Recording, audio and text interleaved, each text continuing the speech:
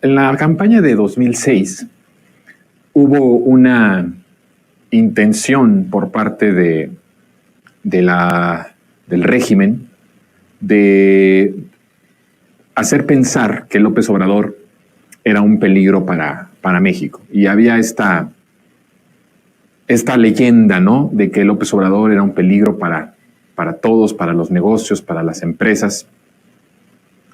Y llegaron, en cierto sentido, a ese absurdo de meter miedo a las clases que nunca habían podido tener acceso a una casa o a un carro. Y les decían, te van a quitar la casa que nunca tuvieron o que no tenían, te van a quitar el carro que nunca tampoco has tenido. Y era una práctica, una campaña muy bien estructurada, muy bien hecha, de ligar al presidente López Obrador, en ese momento al candidato, con Hugo Chávez y con Venezuela, en una interpretación de lo que estaba pasando en Venezuela también totalmente falsa y, digamos, totalmente manipulada, ¿no? Chávez y Venezuela se convirtieron en la amenaza favorita de la derecha a nivel internacional, no solo en América Latina, debo decirlo, sino también en Europa. Se utilizaba a que es un programa como el de Chávez, cuando se quería criticar a un gobierno de izquierda, un gobierno popular o progresista, inmediatamente la derecha ya tenía su estigma favorito y toda su campaña de los medios hegemónicos internacionales, ¿no?, que era Venezuela y Hugo Chávez. Más allá de lo que en realidad estaba pasando en Venezuela en ese momento y de lo que fue el comandante Chávez, que no es el tema de este monólogo, traigo este tema porque la campaña era una campaña sucia que no tenía ninguna relación ni de origen, ni en las formas ni en los fondos, porque López Obrador no era una persona que tuviera en ese momento relación con ninguna de las izquierdas latinoamericanas que en ese momento tenían un auge importante. No estaba del todo, no que no estaba identificado, sino no tenía relación, no era como alguien que estuviera en ese momento en esa posición para poder defender, ¿no?, el proyecto de Chávez o de algún otro país latinoamericano, de Bolivia, de Ecuador, ¿no? En realidad López Obrador estaba muy enfocado, como lo estuvo siempre, en hacer que la transformación llegara al país, y tenía un proyecto en mente muy claro, que no tenía que ver con un proyecto de lo que estaba pasando en América Latina, ni tenía tampoco que ser la misma economía, el mismo proyecto económico y social que se había dictado desde Estados Unidos a través del consenso de Washington, a través del Fondo Monetario o del Banco Mundial, ¿no? O sea, alejado de esa economía internacional que se impuso al mundo después de la Segunda Guerra Mundial, cuando ya Estados Unidos toma su papel preponderante como potencia hegemónica en todos los sentidos, en cuestión comercial, en cuestión de industria, en la cuestión armamentista y, por supuesto, en la cuestión económica, ¿no? Una vez que toma esa posición a nivel mundial de hegemonía, de imperio, somete al mundo entero a sus condiciones económicas y a su conveniencia. Claro, el trato de cómo le daba a los europeos, a cómo se los daba a América Latina, aunque era de dominancia, era muy distinto el trato con Europa y al trato que recibió nuestra región latinoamericana y México, ¿no? A nosotros se nos trató siempre prácticamente como esos países a los cuales podía saquear sin ninguna resistencia. A Europa era distinta ese sometimiento, aunque sí había un sometimiento y sigue habiendo un sometimiento, la correlación de fuerzas es distinto a lo que sucedía en América Latina. Entonces, López Obrador se alejó desde 2006 de la idea de una economía supeditada a los intereses estadounidenses y también alejado de lo que hasta ese momento había sido el proyecto en América Latina, ¿no? Sabía que México tenía una particularidad, nada más y nada menos que el compartir miles y miles de kilómetros en frontera con Estados Unidos, de que teníamos una dependencia, porque ese fue el objetivo. Yo he dicho que lo que pasó en México es que querían convertir al país en un país satélite de saqueo. quitarle toda su independencia, toda su soberanía y que funcionara solamente como un espacio territorial de saqueo de nuestros hidrocarburos, de nuestros minerales, de nuestra agua, de nuestro petróleo, de todo lo que nos hace ricos en este país. Y en ese sentido, López Obrador, con todo y esto que pesa muchísimo y sigue pesando bastante, toda esa dependencia además comercial a partir del Tratado de Libre Comercio que firma Carlos Salinas de Gortari, ya era muy poco posible que nos rebeláramos al 100% de manera económica y política de los Estados Unidos. Con todo, López Obrador logra el llevar a cabo en 2018 una separación muy clara y poner como en orden en materia económica, social y política a lo que Estados Unidos estaba acostumbrado a hacer en nuestro país, ¿no? Literalmente el tratarnos como un patio trasero, a hablarnos con una correlación más de tú a tú, en donde el presidente ponía también sus condiciones, en donde el presidente mexicano también hablaba de que no nos podían tratar de esa forma, porque sí, es verdad, tenemos nosotros mucha dependencia de la parte comercial de Estados Unidos o dependemos mucho de su economía, pero al mismo tiempo también ellos dependen mucho de nuestra economía y dependen también mucho de lo que nosotros hagamos o dejemos de hacer. Y el presidente fue muy claro desde el principio. A ver, todo esto que estoy contando no pudo haber sido posible sin el grado de apoyo popular que logró López Obrador en 2018 y más aún no pudo ser posible o no habría podido ser posible de no tener en estos momentos un respaldo de más del 80%. Esto es importante. El simple hecho de que López Obrador tuviera la voluntad de ponerle un hasta aquí a Estados Unidos en ciertos temas y en negociar otros temas, aunque se tuvieran que ceder en otros también, pero siempre haciendo valer nuestra soberanía, nuestra independencia, nuestra dignidad como patria soberana e independiente. No pudo haber sido solo por la fortaleza espiritual, moral, ética, política del presidente López Obrador, sino tenía que ver con el respaldo popular con el que llega a la presidencia y con el que desarrolla todo este sexenio, ¿no? Con una fortaleza popular muy grande, muy inédita, muy histórica. De tal forma que la nueva economía que López Obrador propuso era una economía en donde, aunque seguíamos teniendo compromisos con las deudas que los gobiernos tecnócratas de este régimen salinista neoliberal nos condenaron, a la que nos condenaron, todas las devaluaciones, toda la deuda externa que se tenía, toda la codependencia con este caso Estados Unidos, pese a eso, seguía habiendo un espacio en el presupuesto público que en el régimen salinista neoliberal servía para beneficiar a los grandes potentados económicos del país. Cuando llega López Obrador, dice, vamos a crear esta nueva economía y entonces esto que déjenme decirles, en sentido estricto es poco. Quiero ilustrar esto. En sentido estricto está muy comprometido el presupuesto anual de nuestro país. La mayor parte del presupuesto que es el que hace funcionar al gobierno, es el que hace funcionar las instituciones y el trabajo del gobierno, es muy acotado, porque la mayor parte se va a pagar los compromisos de las deudas que nos dejaron los gobiernos salinistas neoliberales, ¿no? Entonces hay un margen de intereses, de pago de deuda externa, de deuda interna, muchos compromisos. Está muy comprometido el presupuesto. Si lo vemos en esa magnitud, queda muy acotado lo que se deja en el presupuesto público para repartir en salud, en seguridad, en educación, en infraestructura, en inversión pública, en todo lo que tiene que, todo lo que tiene que ser un gobierno y todo lo que tiene que proveer un gobierno como responsabilidad constitucional para con el pueblo, para con todos nosotros. En ese sentido es poco.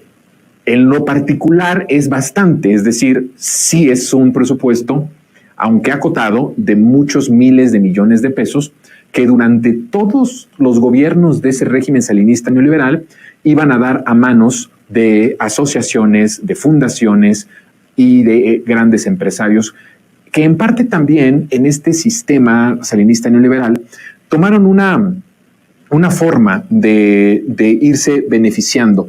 Cuando eres accionista de una empresa, desde luego que tienes que tener una repartición de las ganancias de esa empresa. Y a México lo convirtieron en eso, en una empresa, en donde ellos eran los dueños, donde ellos eran los accionistas. Por eso el presidente decía, se creían amos y señores del país. En estricto sentido eran amos y señores del país porque se repartían lo que quedaba de ese presupuesto entre ellos, entre los privilegiados, entre los potentados. Y entonces eso trajo consigo una revolución impresionante que caló muy hondo en las élites económicas del país, porque evidentemente vieron en esto una gran amenaza a sus intereses y a lo que ellos sí consideran que es suyo, porque lo que sí hay que decir es que sí consideran que este país les pertenece. O sea, esa idea de pertenencia, de dominancia sobre el país, siguen teniéndola muy presente. Con esa idea es que ellos elaboran la estrategia política, con esa idea es que ellos elaboran sus conspiraciones, con esa idea es que ellos han montado en nuestro país una gran campaña para recuperar el poder por todos lados. Yo ya lo he dicho el miércoles. Está funcionando la estrategia de diferentes maneras. Todos los integrantes de ese sistema, de ese régimen salinista neoliberal, están haciendo el trabajo que les corresponde para poder tener de nuevo al país que ellos sí consideran que les pertenece. Entonces, psicológicamente, trajo un golpe del que quiero decirles que no se recuperaron en muchos años del sexenio. No concebían la idea de un país para todos y para todas. No concebían la idea de un país en donde todos pudiéramos caber. ¿Me explico? No concebían la idea de que ese presupuesto tan jugoso, acotado sí, pero jugoso en la cuestión pública, no aceptaban que fuera a dar a manos de muchos, en vez de a las manos privilegiadas de unas cuantas familias, si acaso 30 familias, que es lo que representan la oligarquía mexicana.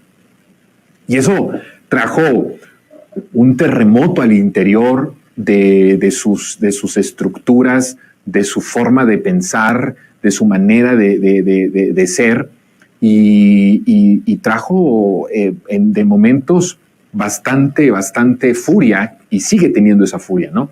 Pero sí, de repente el primer golpazo, que es la manera de decir, ya no tengo el presupuesto, ya no puedo beneficiarme de este presupuesto a mis empresas, ya no puedo beneficiarme de este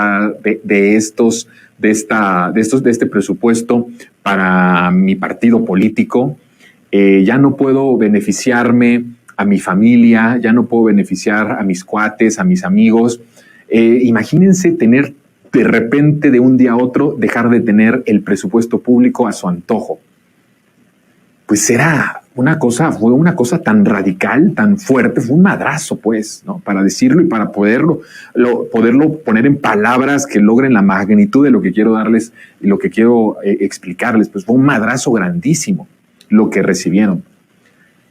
Y al pasar del tiempo, a partir de ese momento, la idea de seguir compartiendo por más tiempo este presupuesto y que se siguiera tomando en cuenta que de ese presupuesto iban a ser beneficiadas las grandes mayorías en vez de ellos mismos, pues la verdad es que trajo cada vez una desesperación más grande, al grado de estar en el punto en el que estamos ahorita, que creo que es un punto ya máximo de desesperación, en donde lo que viene es la manera en la que van ante esa desesperación, la forma en la que ellos van a reaccionar y las campañas y las acciones que van a llevar a cabo. Y ahí entonces pues estamos viendo cómo se va configurando el crimen organizado haciendo su trabajo, la economía un poco más tranquila, pero sin dejar de presionar, porque lo he dicho en un monólogo anterior, la economía va bastante bien. Entonces hay una parte de la oligarquía que dice mejor ni le movamos.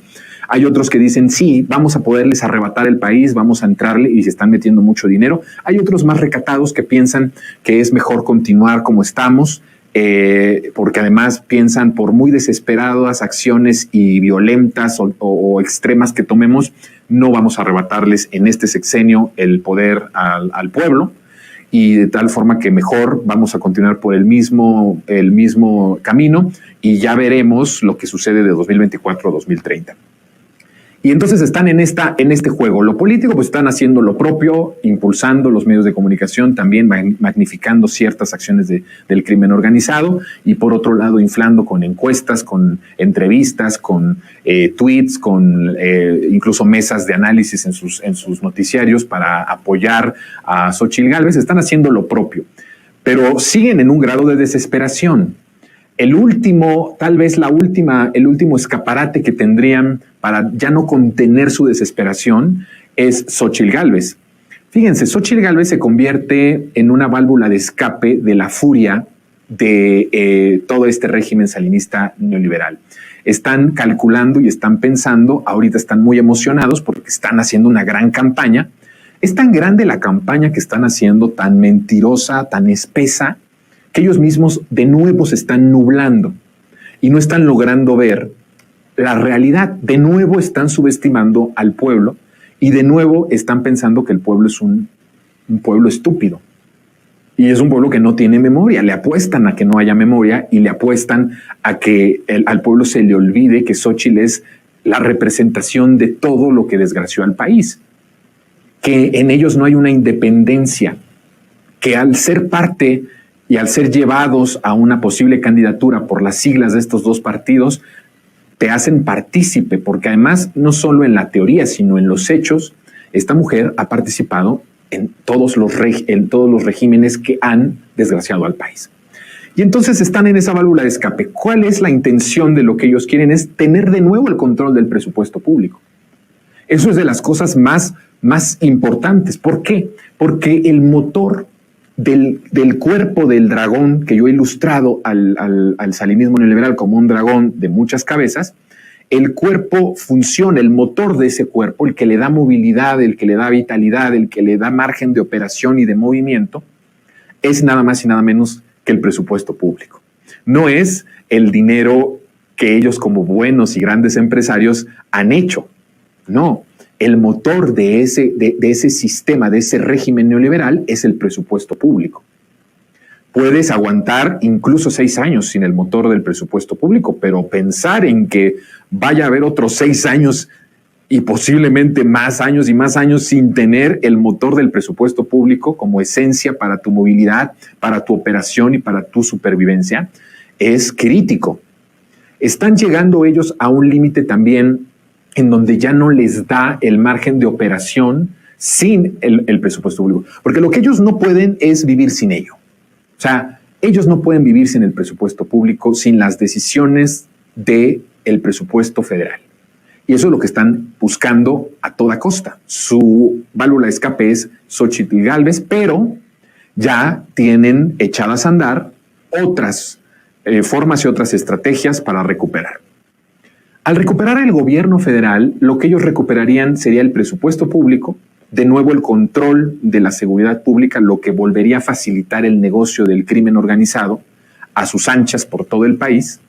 Pero en el tema que yo traigo hoy específico en este monólogo de esta tarde, es el peligro que conlleva que regresen al poder, ya hablándolo con cifras que se han construido a partir de la transformación que inició en 2018. Es decir, ya no hablar de una forma subjetiva o general de que es peligroso, por eso empezaba el monólogo con la campaña del peligro para México, porque este sí representa un verdadero peligro y por eso voy a hablar de por qué sostengo que lo es. Ya no es de forma general, no, es que van a regresar y van a acabar con todo, yo mismo lo he dicho. Van a devorarse al país de nuevo. También yo mismo lo he dicho, el presidente lo ha dicho muchas veces, ¿no? Ahora sí ponerle ya más énfasis en cifras contundentes de cómo afectaría la posibilidad de que en 2024 o en los siguientes sexenios este dragón, que es el sistema salinista neoliberal, regresara al manejo del presupuesto público. Recuerden, el presupuesto público es el motor de ese dragón. Y regresar al poder ejecutivo les da una amplitud de decisión para volver a hacer negocios con el crimen organizado, para seguir repartiendo el presupuesto en las manos de 30 familias, para seguir haciendo negocios, para seguir saqueando, para acelerar. Cuando si ellos llegan, el primer día que llegara Xóchitl o que llegara cualquiera de sus corcholatas de la derecha, lo primero que haría sería revertir la parte energética. Ojo con eso. Entonces volveríamos a una regresión de la que sí ya creo ya sería muy poco probable, porque ya no van ellos a esperar más tiempo. Si ellos vuelven a estar un minuto de nuevo en el poder, privatizarían completamente Pemex, entregarían y desmantelarían completamente la CFE, regresarían todos los contratos oscuros y corruptos a las empresas energéticas, sobre todo evidentemente transnacionales, y el país ya quedaría en el limbo completo. Volveríamos a la idea de un país solo para saqueo, o sea, ya un país independiente, soberano. Olvídense de eso, seríamos esclavos completamente en nuestra propia tierra. Pero hablando del presupuesto público, en donde me quiero centrar específicamente,